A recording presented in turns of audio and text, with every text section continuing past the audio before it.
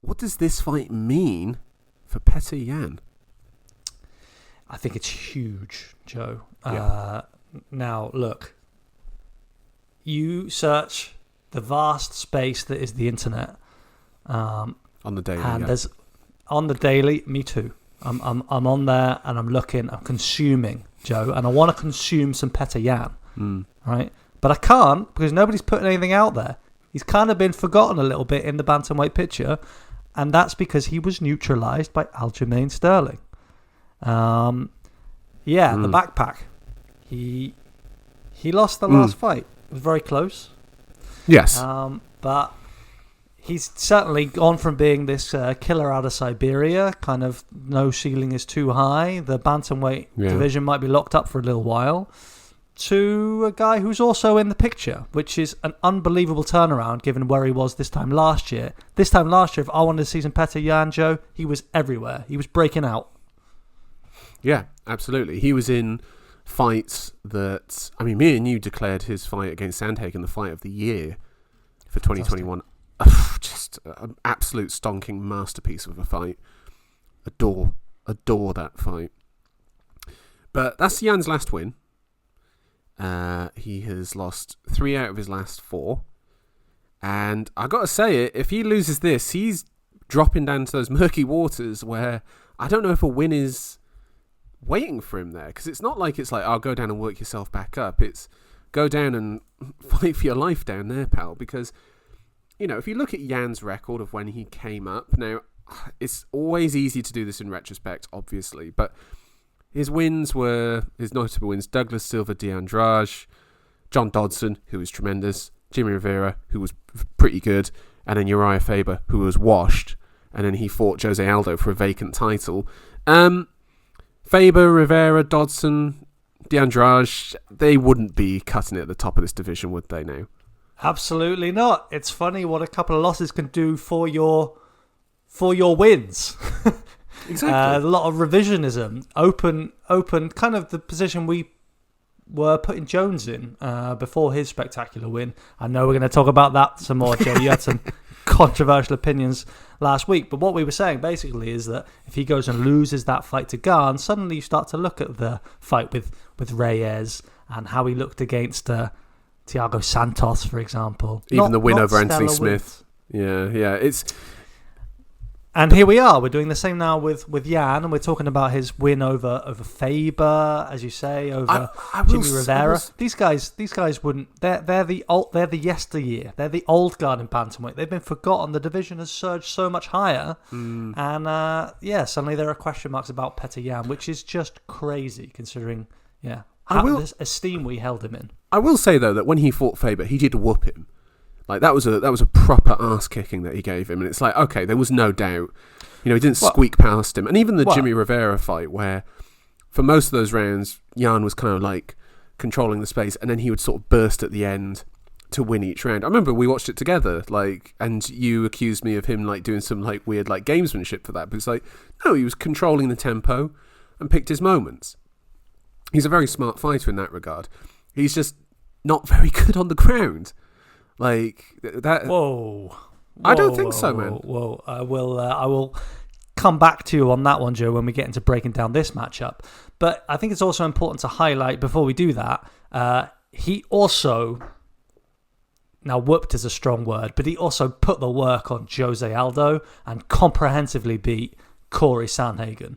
Now those are 2 huge wins, and they hold up to the test of time. Absolutely. So Yan is not really in that position.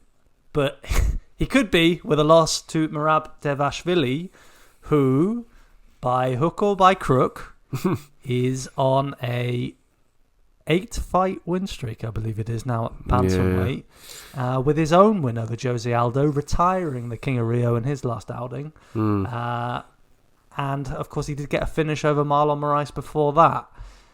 Is he Sterling 2.0?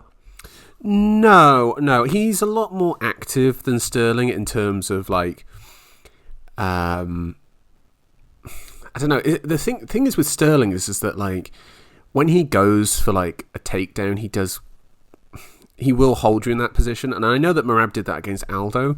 I think that's because they were both massively gassed because they were fighting at altitude. But like Merab is kind of a lot more active and proactive and will lose positions before then shooting in for another takedown. And I think that is going to be interesting to see how Yan deals with that. Because as you saw against Sterling, the second fight, he made some not great decisions on the ground, got his back taken, and had no ability to get out of there. How much of that, though, do you put on Yan, and how much do you put on that on Sterling?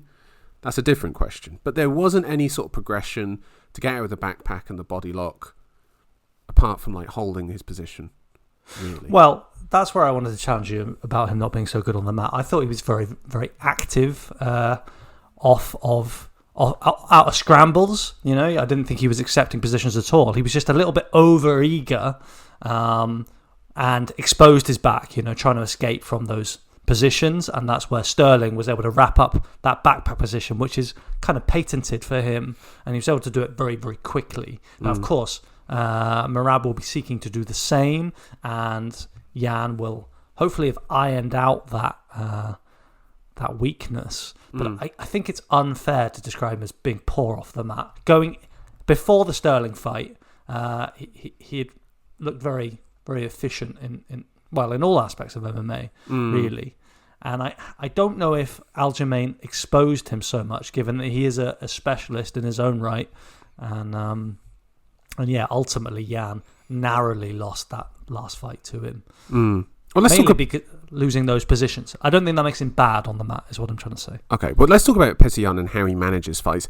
Now, if it's a 5-round fight, he tends to take the first round, not off per se, but it tends to be more low output, and he tends to build up over time. Whereas Merab, who, this is his first 5-round fight, I believe, he is shot out of a cannon, and he stays like that for 15 minutes. Can he do that for 25 minutes? Will Yan allow him that first round to measure that distance? Or is Yan going to up the pace a bit in this fight? Those are the dynamics that we're not entirely sure of right now. But there are some that we can look at and feel confident about, which is we know what Yan's going to do defensively on the feet. Hands by his head the whole way. Hands by his head. Apart from when he's reaching out to sort of measure distance to keep you away, he'll actually frame off of you and angle off if he's in a position he's not comfortable with, particularly from a clinch situation. But it's that hands close to the head, right? So what are your tools to get around that, Tom? You got hooks to the body, hooks around the head, and you have to sort of close the distance. And if you're going hooks to the body, your arms are there, you leave a big open gap for that 1-2 counter coming straight down the middle, and even a 3 on the end of that if you feel like putting a cherry on top. That is Petr Yan at his best. 1-2 with the 3 on the counter, maybe a jab at the ends to close off, frame off, angle off, reset the exchange from there. Classic Petr Yan. And I think Merab Dvalishvili will oblige him those situations of pressing forward. But is he going to then use the hands to open up the takedowns and vice versa? Because if he doesn't do that and just spams takedowns, I could see Yan stalling him along the fence, which may lose him rounds. That is the sort of dynamic that I think is at play. Well, I mean, we had a great blueprint from what Merab's going to try to do from his last fight. One that stirred up big emotions in me, certainly. I was very upset. Now, just fuming. I am fuming, Joe. I haven't forgotten. 16 takedown attempts in that fight for Merab Dvalishvili. 0 landed. Won the fight on control time against the cage. Dominant position in the clinch, which Aldo didn't feel like he needed to explode out from, perhaps because he was a bit lethargic, a bit tired, perhaps because he thought he was doing enough. I felt like he did do enough. That's my opinion.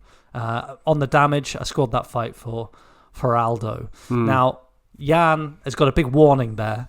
You can't just accept those positions against Merab. Merab doesn't tire. Over 15 minutes, we know he can do that.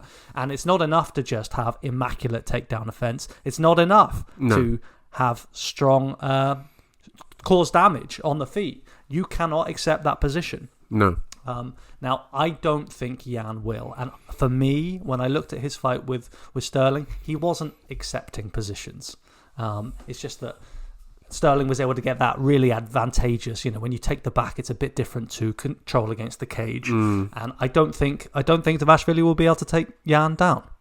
What, at all, or easily? I mean, Yan is a man that has 90% takedown defense, and that's after 2 fights with Aljamain Sterling. Well, that first one, he didn't get any takedowns, Sterling, and Yan really beat him up. Well, let's remember how Sterling came out in that fight, the first fight now. Yes. He came out trying to put a huge pace on Yan. Yeah. He came out and worked because he wanted to wear on Yan. That's not how that fight played out. No. He gassed pretty quick. Yan was punishing him, beating him up. It was only going one way, and then Yan was tripping him, taking him down, ripping to the body. Yeah. Like he knew what Sterling was doing, so it's like he adjusted mid-fight. I'll work you to the body. He's doing some really nice body jabs as well to sort of just eat away at that cardio. I think Yan is very good at sort of adjusting mid-fight. I worry that he sometimes falls into this thing of like, I'm going to control the distance and control the range, which is really what this fight's going to be, because physically they're pretty much the same. So there's going to be no like physical advantages one has to overcome. I think there's a speed and power advantage for Yan, and that's before we get to fight IQ and control of the distance. But I think following on from what you're saying there, Joe, is that he is comfortable to just kind of let the fight play out. Now, I listened to Dan Hardy's breakdown of this. Pretty much the only content that's out there right now. This fight's basically not happening according to the UFC. That's crazy. Yeah, it's a great fight, by the way. I think it's a great fight. It's really interesting for the. It's an interesting one, at least. Yeah. I mean, yeah. I mean, I really hope Yan. I really hope Yan puts a stop to Merab. That was my question. Who do you want to win? Oh my god! If Merab Dvalishvili beats Petr Yan, a little bit of my soul dies on that same day. Now, what I was about to get onto there is what Dan Hardy had to say about this, and I think you were kind of getting at the same thing. Yan kind of tries to get by on like his presence alone. The fact that he is Petr Yan, he is this counter striker. He does have that fight IQ, and it's a little bit like Aldo thinking he was winning the fight when ultimately the judges scored it to Dvalishvili. I think there is a bit of a, well, as you say, Yan gives up often the first round. So he's going to have to be very wary of that going into this one against Merab, because by default, Merab wins the fight. By default. Yan has to stop that. Yeah, Yan has to stop that from happening. That's interesting. That's really, really interesting. Would you like me to explain why I feel that way a little bit further? Well, it is that just non-stop cardio pressure wrestling approach. Yeah. You're taking dominant positions in the cage, you're on the front foot, and ultimately if you're controlling people in the clinch and you're working for takedowns, that's also a bit of a defense from the striking. And it comes back to wrestling being the dominant discipline within MMA. Yeah. That's true. That's true.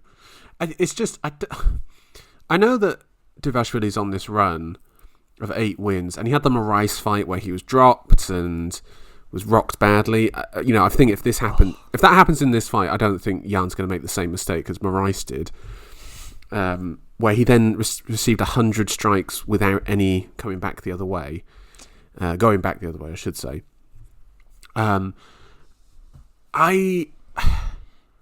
I struggle to think that Yan is going to allow himself to get stuck up against the cage for 25 minutes. I just really am hesitant to give a round away to Dvalishvili. You know what I mean? And he will most likely give away that first round. I just think if he could just up the pace just a little bit at the end of that round, then he could probably, assert more control over the fight. Hence, go on, Tom.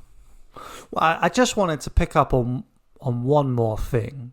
I mean, we've just kind of brushed past what it was that Sterling was able to master, which did actually win him that second fight against Yan. Yeah. And will Dvalishvili be able to do the same thing? I don't know if he's got the physical ability to, because Sterling has such long legs and arms that like it has a huge advantage over a lot of bantamweights. It's a big bantamweight. Yeah. It's a heavy bantamweight. It's a muscular bantamweight. That's a big dude. That's a big dude. He's a featherweight, really. And I think there's a lot riding on this for Sterling in his next fight up against Cejudo. But yes, anyway, going back to this fight, we'll talk about Cejudo Sterling in a moment, but let's talk about this. And I'm just going to put my prediction out there for you, Tom. I've got to go with my heart and my gut and my head. Petr Yan by decision. Given the form you were on last weekend, Joe, I was all ready for you to say Merab Dvalishvili and just send my blood pressure through the roof. Yes, please, Petr Yan, put this away, get back on track, and uphold the beauty that is the bantamweight division. We cannot have a procession, a handover from Sterling to Dvalishvili. No. That would upset me greatly. And as you say, just for Yan, where he would be after a loss here, it's well, doesn't bear thinking about.